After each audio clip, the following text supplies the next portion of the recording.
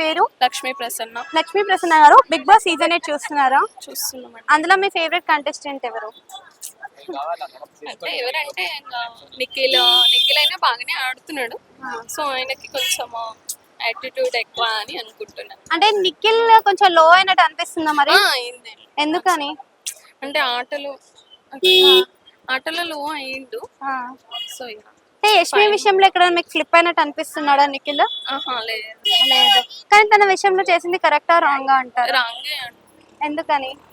అంటే కొంచెం అంటే మీకు అనిపిస్తుంది కదా, అది ఏ విషయంలో రాంగ్ చేసి ఉంటాడు? అంటే డ్రీమ్ వచ్చింది అన్న విషయంలోనా, బయట ఒకళ్ళు ఉన్నారు అని చెప్పడంలోనా, లవ్ విషయంలోనా, అలా ఏదో ఒక లవ్ అని అన్నారు కదా, అదే ఆ విషయంలో.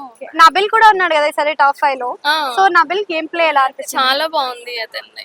బట్ నబిల్ ని టాప్ 1 లో ఎక్స్పెక్ట్ చేశారు అందరూ. ఇప్పుడు చూస్తే టాప్ 5 లో ఫైనలిస్ట్ గా వచ్చాడు. ఎందుకు అంత లో అయిపోతున్నాడు అనుకుంటున్నారు?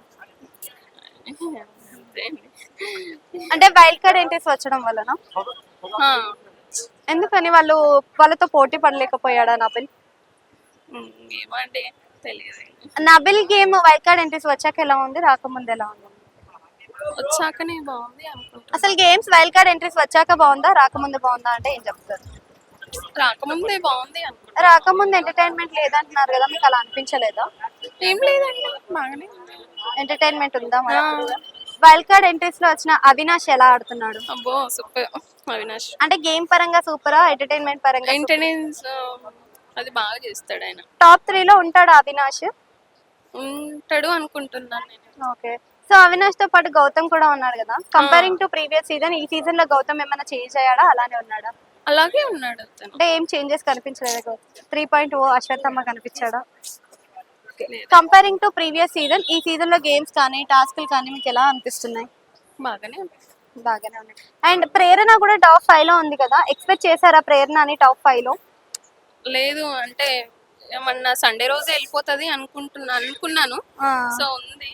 అసలు అంటే తను గేమ్స్ ఆడుతుందా లేకపోతే ఫ్లిప్ అవుతుందా, నామినేషన్స్ తీసుకుంటే? అంటే కొన్ని స్లిప్ అవుతుంది, కొన్ని ఆడుతుంది. సో అక్కడక్కడ స్లిప్ అవుతుంది అనుకుంటున్నాను. సో ఇప్పుడు టాప్ 3 లో ఎవరెవరు ఉంటారు అనుకుంటున్నారు?